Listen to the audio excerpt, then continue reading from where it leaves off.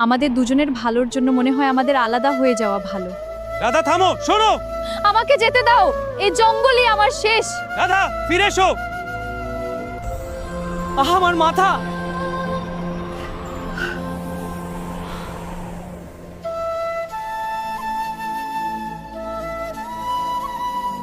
কৃষ্ণ, তোমার মাথা ব্যথা করছে? হ্যাঁ, খুব কষ্ট হচ্ছে। হায় কৃষ্ণের এত কষ্ট।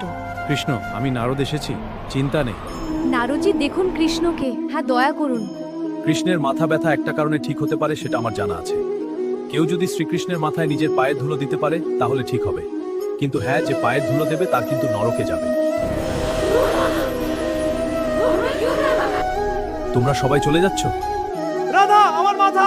নারদ মুনি, একটু রাধাকে ডেকে নিয়ে আসো না, যদি কৃষ্ণের মাথা ব্যথা কমে। নারায়ণ নারায়ণ।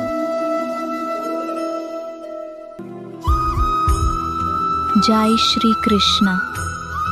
রাধা শুনেছ কি কৃষ্ণের অসুখ করেছে, মাথা ব্যথা কিছুতেই কমছে না। কেউ যদি নিজের পায়ের ধুল কৃষ্ণের মাথায় লাগায় তাহলে তার মাথা ব্যথা কমে যাবে, কিন্তু সে নরকে জায়গা পাবে। হে কৃষ্ণ,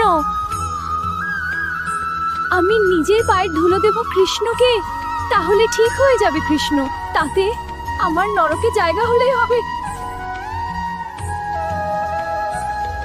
পাই কাটা, প্রাসাদের দিকে যেতেই হবে। রাধা রাধা।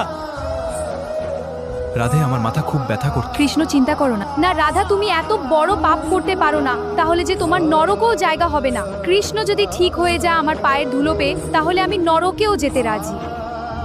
আমি ঠিক করে দিচ্ছি, এই ধুলো তোমার কপালে লাগালে ব্যথা সেরে যাবে, এবার ভালো লাগবে। হ্যাঁ, জাদুর মতো ব্যথা চলে গেছে। তুমি আমার জন্য নরকে যেতেও রাজি হলে কোনো কিছু চিন্তা করলে না। দেখলে তো তুমি আমায় ছেড়ে গেলে আমার কি হয়?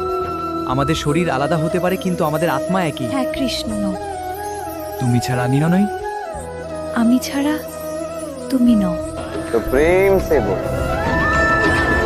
राधे राधे।